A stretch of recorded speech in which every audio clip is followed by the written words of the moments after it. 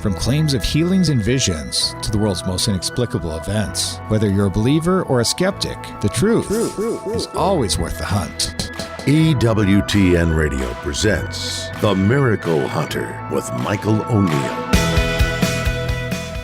Welcome to the Miracle Hunter radio show on EWTN Radio. This is Michael O'Neill. I'm the Miracle Hunter.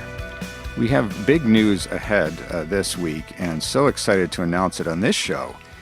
People know that I have a great interest, of course, in Marian apparitions, and that's my website documenting 2,500 Marian apparitions throughout history. And I always refer to one as being the gold standard of all Marian apparitions. Of course, that is Our Lady of Fatima. People also know that I love talking about future saints. They Might Be Saints is my television show on EWTN and my book of the same title.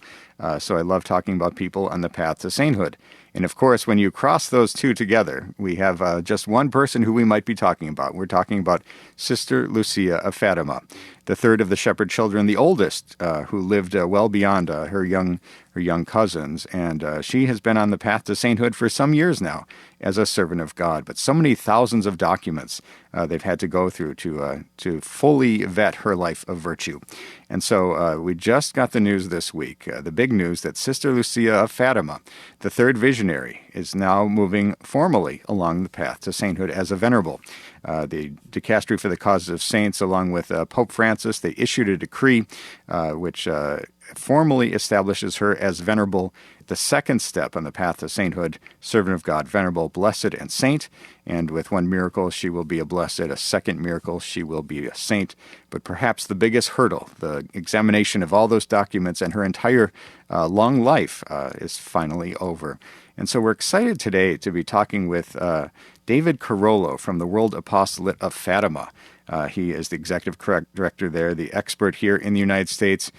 He's going to talk to us about the big news that just came out, and we'll be so excited to talk to him later in the program. And staying on that note, we'll be talking with Randall Petrides about his new book about saints, How the Saints Shaped History, and that's out from OSV. We've got a show for you today about saints, but very excited about this big news and to talk about saints today on the Miracle Hunter Show. And check out my latest book, just highlighted last week in the Washington Post. It's called Science and the Miraculous. It's out from Tan Books and available from EWTNRC.com. And you can check out Explore with the Miracle Hunter tonight, San Giovanni Rotondo. We'll be looking at the life of the great miracle-working Saint Padre Pio. We'll be journeying to Italy to meet the man known worldwide for healing miracles by location and exhibiting the wounds of Christ in the Stigmata. Let's take a look at the miracle news. We do this every week where we talk about the miracles happening in today's world and those that have happened centuries ago that are still making the news. And there's an interesting article that just came out of Argentina. So there's an Argentine archdiocese that is going to study the statue of the Sorrowful Virgin that is allegedly weeping tears. And the Archdiocese of Santa Fe in Argentina announced that it will study the case of a statue of the Sorrowful Virgin that, according to parishioners in St. Jerome Church in the town of Coronda, shed tears on June 9th. And they will study this case of a statue, according to these parishioners who have reported this shedding of tears. And the website Aire de Santa Fe reported that the alleged event happened on the evening of June 9th after Mass, and there was a blessing for healing. And according to the report, a girl in the choir noticed that the Sorrowful Virgin statue was shedding tears and told everybody present. And the news outlet said that the priest who had celebrated the Mass prayed before the image, and nearly 20 faithful joined in the prayer. In Aire de Santa Fe, it reported that those who witnessed the phenomena said that the tears of the Sorrowful Virgin ran all over her face, hands, and black mantle, and that the priest verified that the mantle was wet. And according to the testimony of one of the women parishioners, quote, "It profoundly moved us. What we experienced is something we would never have imagined. Even now, I'm still crying since last night when we noticed the tears of the Virgin." And the choir girl discovered it. She told the priest. The priest came and confirmed what the girl had said. "We all witnessed this moment that I consider a miracle." And that's what she said. The Archbishop of Santa Fe de la Veracruz, Sergio Fenoy, he contacted the local parish priest to learn about the situation and implement the protocols established for this type of situation. So we'll report going forward if the Archdiocese there comes up with a judgment on that, and they'll be examining, of course, the event and the spiritual fruits that may result from it. So that's an alleged weeping statue in Santa Fe in Argentina. And for more information on this, you can follow me, my Facebook page on The Miracle Hunter, or on Instagram, where I have 25,000 followers, and I like to post news items and articles from all around the world.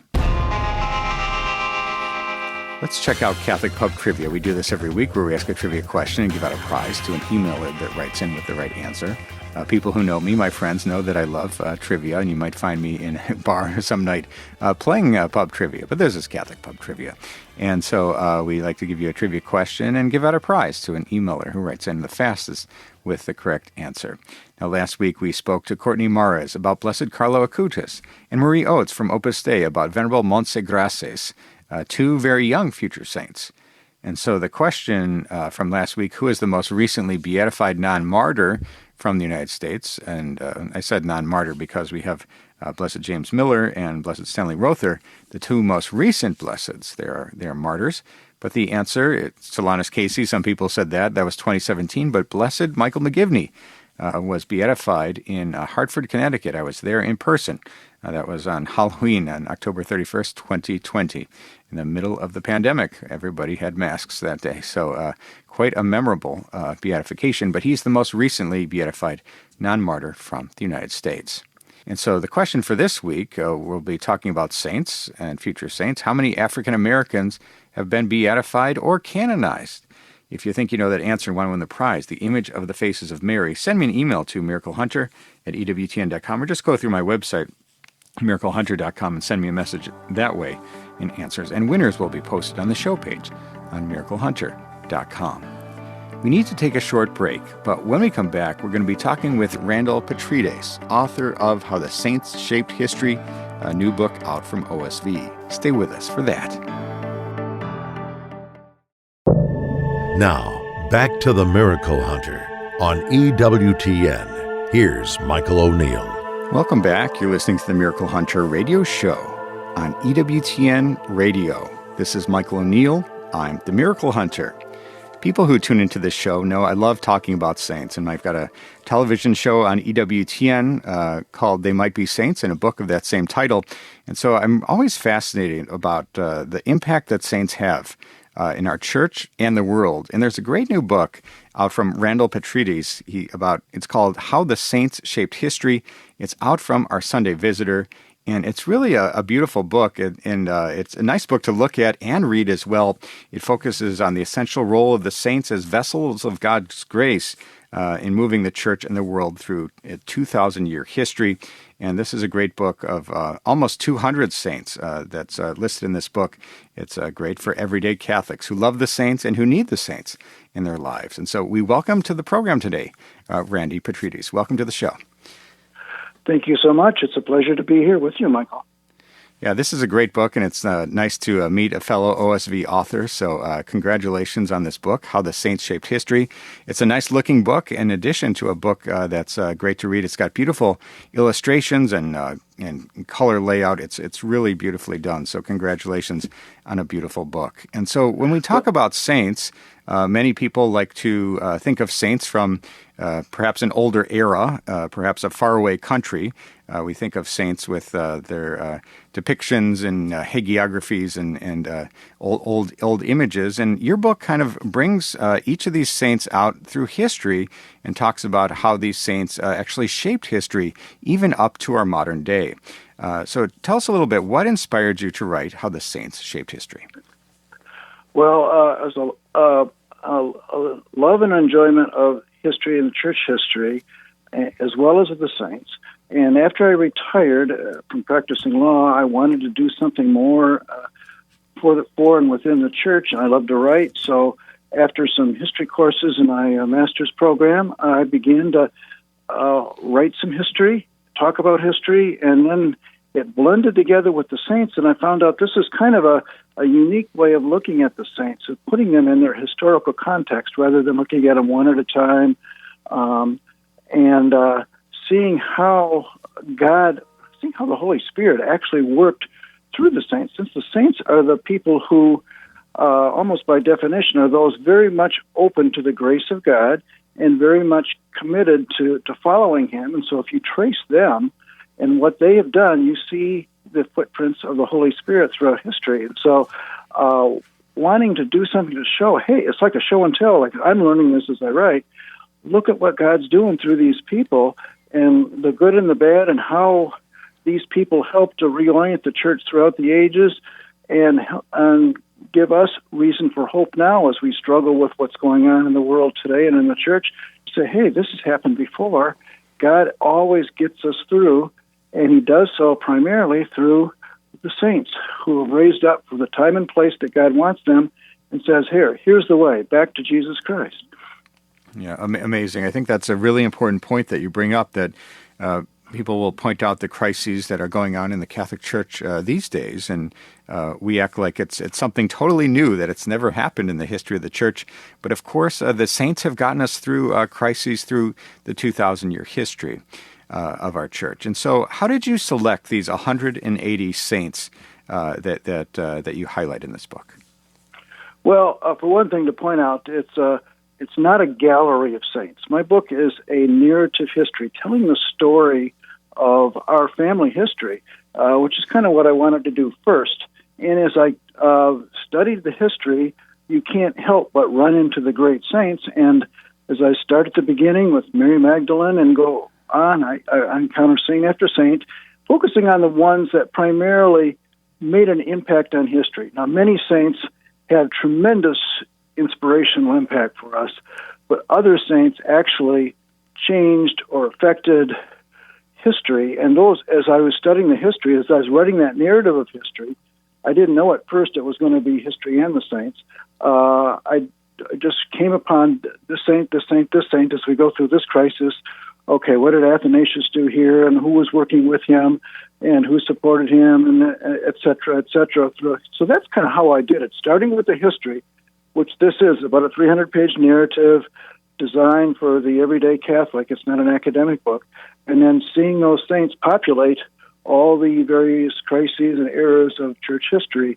And as they made a difference, I put them into the book.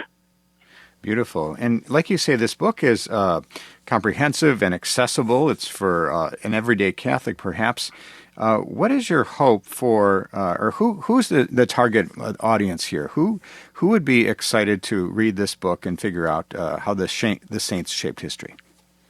Well, the everyday Catholic, the active Catholic, the Catholic who's concerned about what's going on now, and the Catholic who loves saints, and maybe perhaps would be open to looking at the saints in a different way than the normal one at a time, inspirational, as important and wonderful as that is, and all those wonderful books that I looked at in preparing this. So, and those who may be struggling with what's happening today, because one of the messages of this book is there is hope, because as you said, what we're dealing with now is not unique, is not new.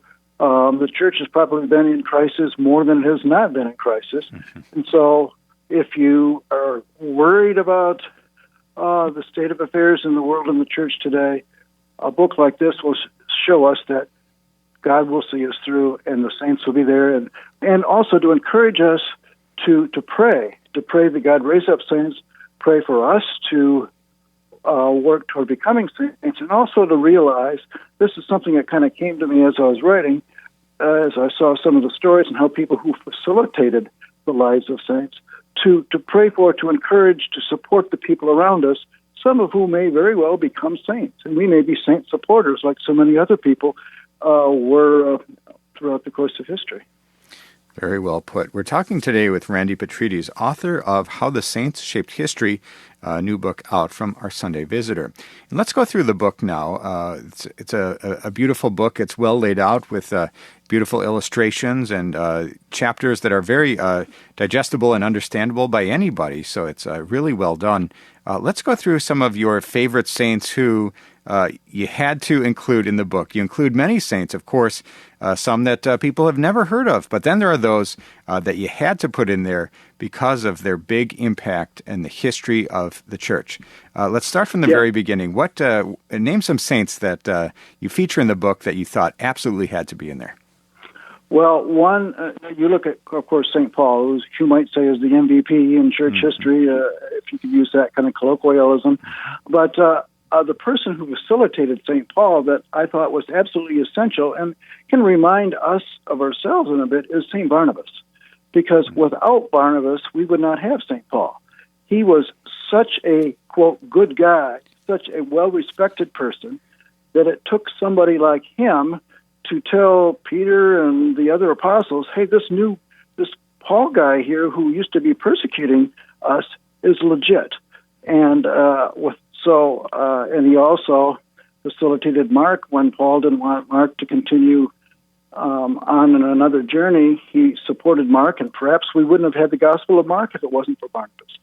So he would be one to start with. And if you want me to move on down the line of history, I can. I'll let you guide me there. Let's do that. Let's. Who would be next in your list of must includes in how the saints shaped history?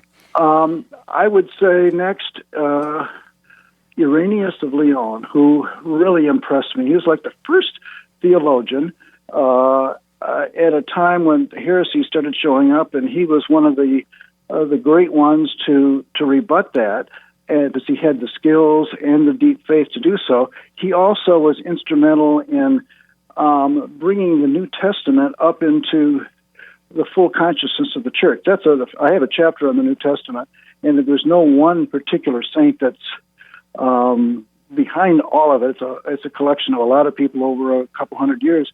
But he quoted scriptures, Old and New Testament, about 1,000 times in his writings. And the New Testament it was still getting into the consciousness of the church that, hey, we have a book of sacred writings here that's new. And that was a totally new concept at the time, and the Holy Spirit was all over that. But Irenaeus was very important in that. And plus the fact that he was Bishop of Lyon, like he died about 204, 207, and already there was a Christian community in the center of Gaul, 100 miles north of the Mediterranean Sea, and he was bishop of that. And I'm just blown away by how fast Christianity spread west through there, and he's an example of that. So he would be next, I would say, Irenaeus. Amazing. We're talking today about how the saints shaped history with Randy Petrides, a new book out from Our Sunday Visitor. All right, next, who in the next era of church history is the MVP, as you would say? Well, I would say Athanasius. St. Athanasius was, since we're using that word now, the MVP in the battle against Arianism, which, we worry about things now. But if you think in the 4th century, about over half of the bishops did not believe that Jesus was the divine Son of God. They thought he was a created being, the Arian proposal. And if it wasn't for Athanasius, we'd all be Arians now. He wasn't alone. I could name a couple of some of the others that supported him and worked with him, but his tenacity, the Arians recognized him as their most formidable foe. And so that he was Bishop of Alexandria in Egypt, and 5 times he was exiled from his bishopric because the Arians had power and they pushed him out. And a couple times to the Sahara, and he could have given up. And I thought, what would I do? Well, I would pray. Yeah, of course, I'm sure he did. And then I'd probably pick up my sandwich and hit balls into the sand in the Sahara. But he just kept fighting. He never did give up. And he made associations with other people. He wrote, and he got himself back to his bishopric, and then it repeated 5 times. And without his tenacity, I doubt very much whether we would have overcome the tremendous momentum of Arianism, which was supported by some of the emperors at that time who were involved in church politics. He had help from St. Basil, St. Gregory, St. Gregory, St. Cyril of Jerusalem, St. Ambrose, a lot of others helped, but Athanasius was front and center in the battle against Arianism, probably the greatest crisis in the history of the church. Amazing. You have a section called Christendom from 800 to 1500. Who are your top picks from this section of the book? Okay, I have to think now who I would pick at that time, but I'm going to jump randomly around in that period here. But Cyril and Methodius, who spread Christianity up into the north and to the east and the Slavic lands, were very important. So after the Roman Empire fell in the west, it was up for the church to kind of stabilize society, and then it led to missionary activity. Moving on a little bit further, I'm going to throw one out here who isn't really that well known, but it's because of what's going on in the world today. I think he's important, and that's Saint Vladimir of Kiev. He had one of the greatest conversion experiences of any saint. I mean, he was one of the very few, St. Paul being another one, who was a fully established bad guy doing bad things for quite a while and then became a Christian. And he's responsible for the conversion of the whole Slavic lands of what are now Ukraine and Russia and Belarus. And so I think he was kind of a key figure there. And I look to him for intercession for the end of the war that's going on now. Moving on, certainly St. Francis. He may be an MVP of the entire era, or perhaps a candidate for MVP for the entire church. I think he is one of the greatest icons of Jesus in church history.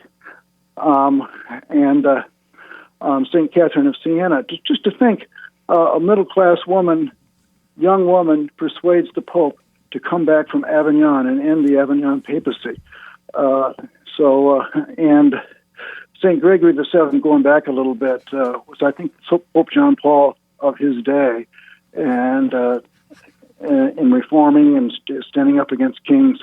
Those would be some of the saints that I would identify in that Christendom period, where there was the mixture of church and state, creating a lot of problems, but at the same time spreading the faith deep into almost all of Europe. Absolutely. We're talking today with Randy Petrides, author of the new book, How the Saints Shaped History, out from OSV. It's a great retelling of how the saints impacted the history of the church and the world.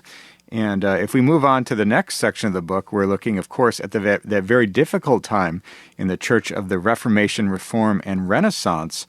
What saints played a big role in keeping the church where it needed to go?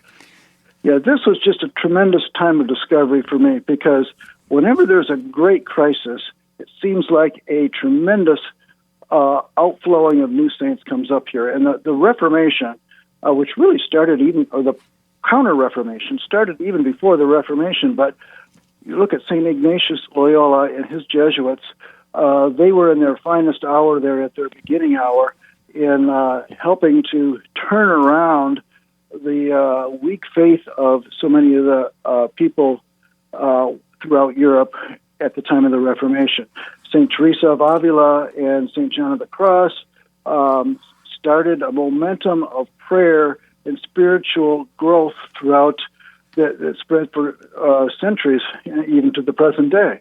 St. Thomas More gave witness by having his head chopped off by a king who had just been named defender of the faith for opposing Lutheranism, but of course he turned around and St. Charles Borromeo, St. Robert Bellarmine, as the Counter-Reformation worked its way up into the church itself.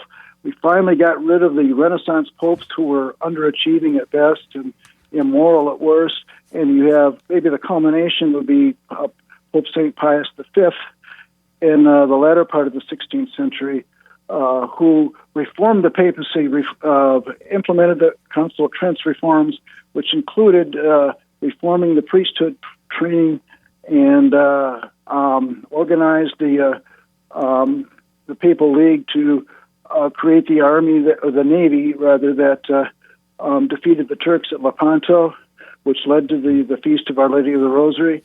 I would say those saints, just the fact that the papacy turned around, and one historian said that the strength of the spiritual force from Pope Pius V was so strong that we have not had a corrupt pope since.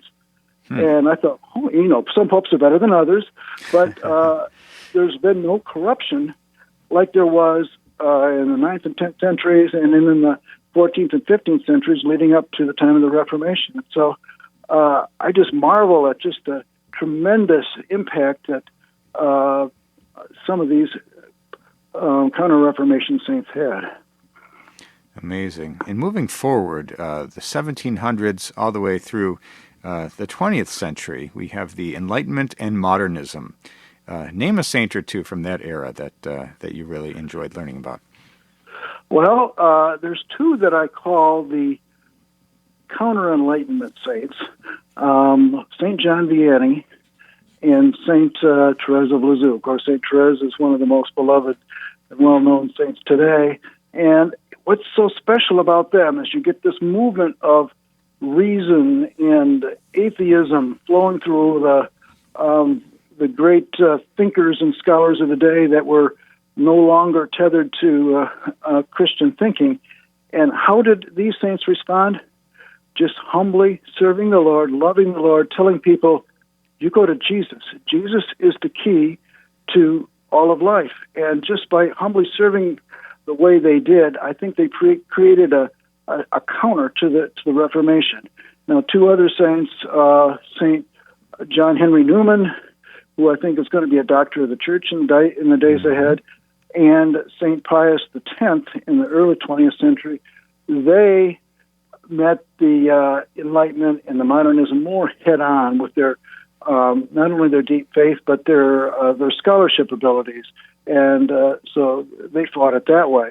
So those four saints, I think, were really key in the two ways of addressing the Enlightenment and the shedding of faith, by humbly loving God and pointing to Jesus, and by standing up for the truths of the faith. Absolutely. In your final section, the Church in Modern Times, we have some of these holy popes. We have John the 23rd and Paul the 6th and John Paul II, of course. In a shorter section of the book, we have the Church in Modern Times, which leads us even to today. So we're so grateful to you for taking us through your book and talking about some of these MVPs, or the most influential of your saints. But we have 180 in this book. The book is named How the Saints Shaped History, and by author Randall Petrides. And Randy, when you think about this book, and you think about this book written for the average Catholic or the everyday Catholic who might like saints, might need to know about saints, what is your hope for people who pick up this book? My hope is that they understand the beauty of our history, even in the bad things as well as the good things, and how God will always see us through. And by raising up saints and by directly intervening in history as necessary, God's going to see us through. He's going to see us through the things that we look at now and say, I'm worried. But I think that message of hope is my greatest goal for this book, for those who may read it. Wonderful. Well, we're so grateful to you, Randall Petrides, for writing this book, How the Saints Shaped History. People can pick it up from our Sunday Visitor or anywhere Catholic books are sold. Thank you so much, Randy, for being with us on the program today. Thank you, Michael, for having me. God bless. That was Randall Petrides and his new book, How the Saints Shaped History, out from OSV. Check this one out. It's an absolutely beautiful book. It gives you a great sense of the history of the Catholic Church and the role that the saints played throughout history. We need to take a short break, but when we come back, we're going to be looking at the question of the week. Stay with us for that. Now, back to the Miracle Hunter on EWTN. Here's Michael O'Neill. Welcome back. You're listening to the Miracle Hunter radio show on EWTN Radio. This is Michael O'Neill. I'm the Miracle Hunter. I love getting your questions. People write in from around the world with questions about miracles happening in today's world and those that have happened centuries ago. And I love when people write in, get some fascinating questions. I also like giving talks. I travel around the country, give about 20 talks per year at different conference events and parishes and shrines, and I talk for about 45 minutes on Marian apparitions or Eucharistic miracles, as popular right now, and then I open it up to questions, and people have questions for 15 minutes, 20 minutes, half an hour. Sometimes it goes long. because people have lots of questions about miracles, and sometimes, at least, I've got the answers. And so the question this week is from Jennifer. She writes, Dear Miracle Hunter, who in the church makes the formal decree of incorruptibility? Thank you, Jennifer. Well, thanks, Jennifer. Incorruptibility is a topic that is in the news quite a bit these days because we have Sister Wilhelmina out of Missouri, that incorruptible nun. At least after 4 years of being buried, they've exhumed her, and she's in an incredible state of preservation. And people can go there, and the local bishop has issued a decree saying that we're not to view her as a saint, and people shouldn't venerate her relics as they would a saint, but that people are welcome to go and to pray there. So the question today is a good one. Who in the church makes the formal decree of incorruptibility? And the real answer is nobody actually does. Incorruptibility is a phenomena where a person's mortal remains, and we're talking specifically about saints and future saints, I suppose you could say, where the church in the rite of recognition or in the translation of relics has identified a body that has not decayed according to the normal processes. And so we often have to try to answer that difficult question, what is incorruptibility anyway? What is the definition? Some people might argue that incorruptibility means that the body of the saint is in perfect state of preservation for all time, from the time that it's discovered until going forward forever. And of course, we have some saints who are incorruptible for 50 years, others who are incorruptible for hundreds and hundreds of years, and some are partially incorrupt, and some are fully incorrupt. And Padre Pio has an incorrupt heart, for example, and others, like Saint Bernadette Soubirous, the Visionary of Lourdes, is almost perfectly incorrupt. So we see a great deal of variety.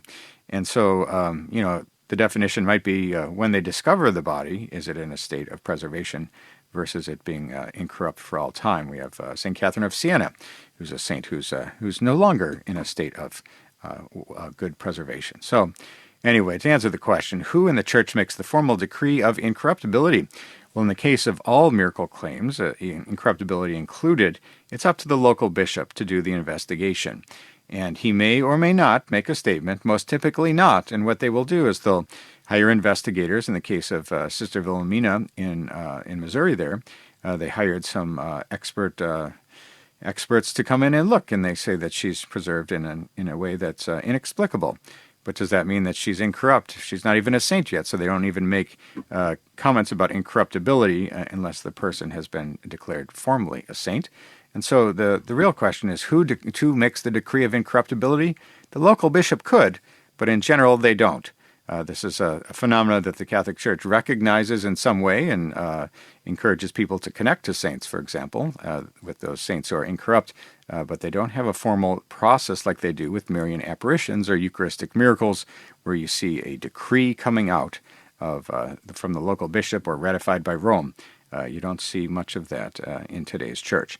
So thanks so much, Jennifer, for your question. And if you have a question for the Miracle Hunter, you can send me an email to miraclehunter@EWTN.com or at questions@miraclehunter.com, even better. And maybe I'll be answering your question on the air next week. Let's take a look at the 365 Days with Mary project. We do this every week where we look at the Marian devotion of the day. You all may know Fatima, May 13th, or Lourdes, February 11th, or Guadalupe, December 12th. But believe it or not, on each and every day of the calendar year, there's a different Marian title, perhaps a lesser-known one than those three big ones. But for each and every day, we've got a different Marian miracle, feast day, building of a basilica, or other way of honoring Mary in her many titles from all around the world. And so for today, June 24th, we've got Our Lady of the Ship from Chioggia in Italy in the year 1508. And the story goes that historical records of the town of Chioggia recount a very gloomy afternoon on June 24th, 1508, when a violent storm broke out, and the townspeople prayed desperately for the fishermen caught at sea, but only towards evening did the storm subside. An old guard dejectedly came out of the lighthouse, and suddenly he heard a voice from the shore calling him. He turned and saw a majestic lady dressed in a black robe, sitting on a trunk of a beechwood tree. The Mother of God said that she was deeply saddened by the sinful lives of the people of Chioggia, and the hurricane was a warning of a worse cataclysm if people didn't repent. She called for a crusade of prayer and penance, and on the site was quickly built a small chapel and later a church. And that's Our Lady of the Ship from Chioggia in Italy in 1508. For more information on this fascinating devotion, or any of the hundreds of other Marian devotions from around the world, you can connect to the project at 365dayswithmary.com. Pick up the book or download the app, 365 Days with Mary, or you can join the Facebook page with any of the 10,000 other followers who get a different Marian title each and every day of the year. Let's take a look at They Might Be Saints. We do this every week where we put our focus on those future saints. We're talking about from miracle workers to martyrs to those ordinary people living extraordinary lives of heroic virtue. These are the people that make us wonder if someday they might be saints. And of course, we're talking about those people on the path to sainthood, from servant of God, venerable, and blessed, before they have all their miracles and they're declared a saint by Rome. And so if we talk about sainthood news, we can say that last month, the Holy Father, Pope Francis, received in audience His Eminence Cardinal Marcello Semeraro, the prefect for the dicastery for the causes of saints. And during this audience, the Pope authorized this dicastery to promulgate a decree regarding the heroic virtues of the servant of God, Teresa Margarida de Corazao de Maria. She was born Maria Lucia Rezende Marquez, and she's a professed nun of the Order of Descalço Carmelites, born on December 24th, 1915, in Borda da Mata, Brazil, and died on November 14th, 2005, in Três Pontas in Brazil. And according to the Dicastery for the Causes of Saints, she was a professed nun of the Order of Descalço Carmelites. She was a nun of great faith, humility, and charity, and she became a point of reference for her sisters and benefactors, and she pledged to live the decrees of the Second Vatican Council with her community. And so that is servant of God, now venerable, Teresa Margarida de Corazao de Maria. With one miracle, she will be declared of blessed. A second miracle, she will be named a saint. Let's take a look at They Might Be Saints, the Might Be Saint of the Day. We've got Blessed Theodgar of Vestervig, who died in the year 1065, and of course, with that name, we know he's from Germany. And he studied theology in England. He was a priest and missionary to Norway, and he was a courtier to King Olav Haraldsson II. He was known to heal the sick by praying over them, and he went into exile with King Olav in 1024.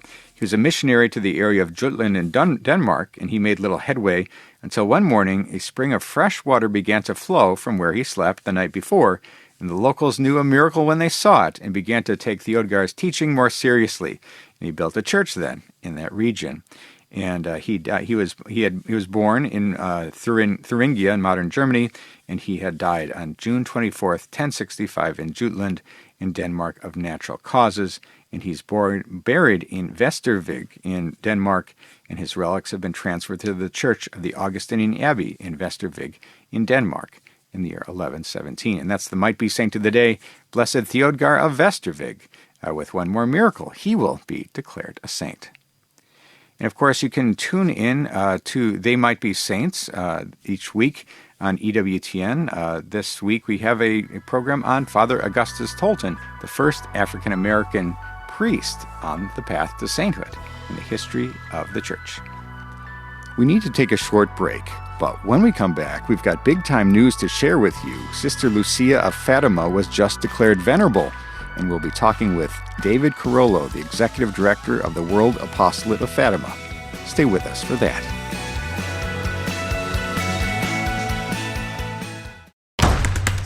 Now, back to the Miracle Hunter on EWTN. Here's Michael O'Neill.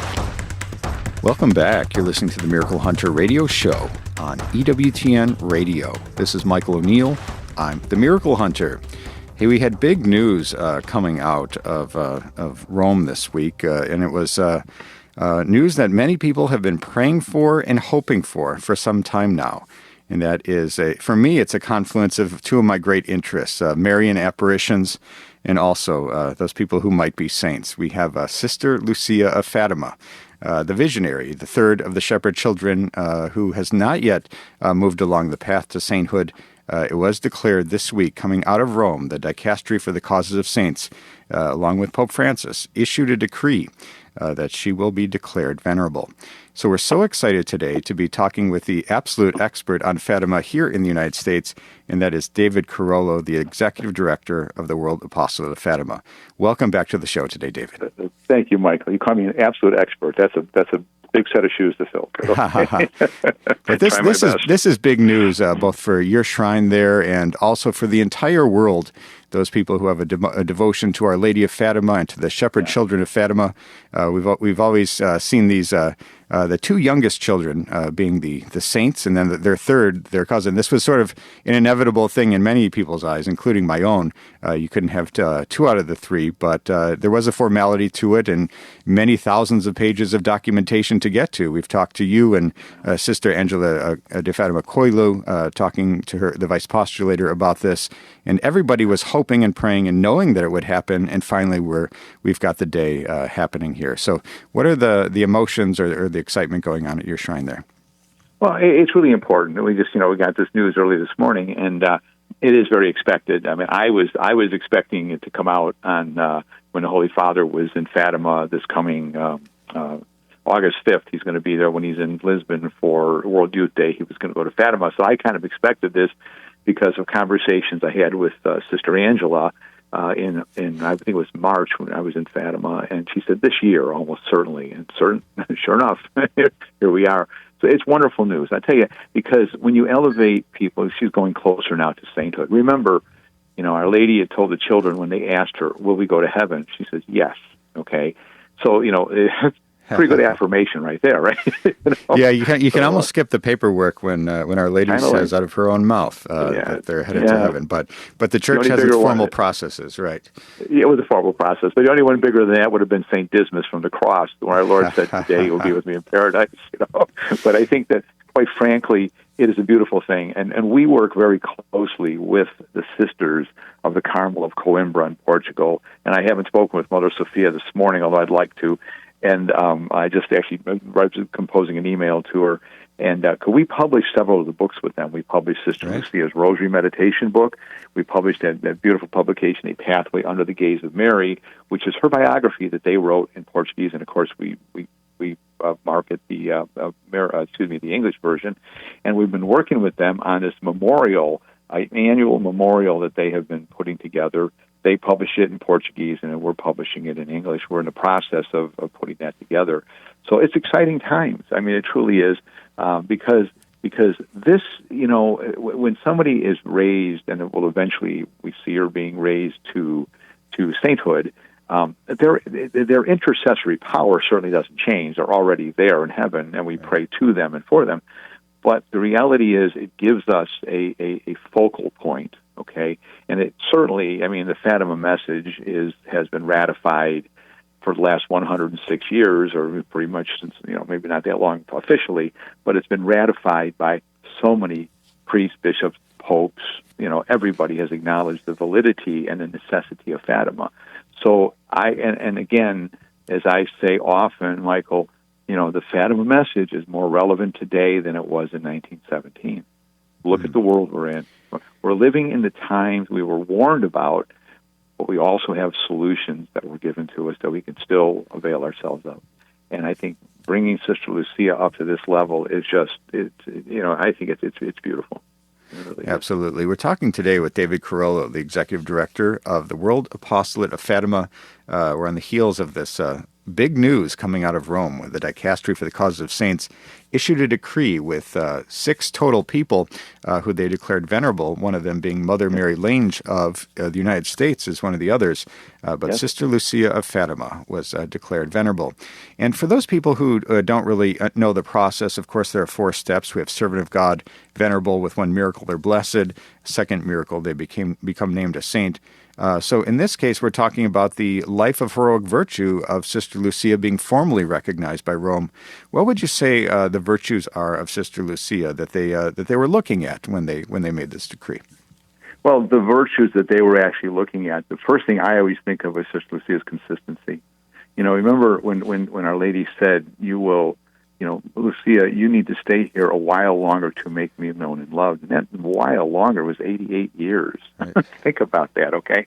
So, talk about perseverance in the faith. Her virtues of certainly those of chastity and obedience and all that. And obedience is a big part of it, because when you look at, her life as a young girl, sent off to the Dorothean sisters, it wasn't what she was pursuing, quite frankly, but the bishop knew what was going to come, and he wanted her protected, sent her off to the Dorothean sisters, and it was in that time that she received the last apparitions of Fatima. Of course, the apparitions in 1925 were on the first Saturday's devotion, and then, of course, the last apparition in 1929, where it was asked for the consecration of Russia. And so, she was consistent in carrying on in obedience what she was told to do. She did finally make her way to the Carmelites, which I think was always her love, and she spent her life there, the rest of her life there. But the virtues, I'm sure they're written right out there in the decree, exactly what virtues they look at. But we knew these were real for a long time because of the ongoing commentaries of Sister Lucia throughout her life. Absolutely. And people can go to the website causasanti.va, which is C-A-U-S-E Santi, S-A-N-T-I.va, to see the dicastery for the causes of saints. The decree is now up on that website. You'll have to use Google Translate if you don't speak Italian, but it's right up there, the whole details of that approval for people to check out. And one detail I have to ask you about. When we talk about the next steps for Sister Lucia, of course, we talk about a miracle being attributed to her singular intercession, normally a healing miracle. And one kind of loophole that I'm curious about, David, is that the other children of Fatima, they received a miracle that led to, on that big feast day there in Portugal, their canonization. They had a miracle which the people prayed to the two children of Fatima, supposedly, and that led to the canonization.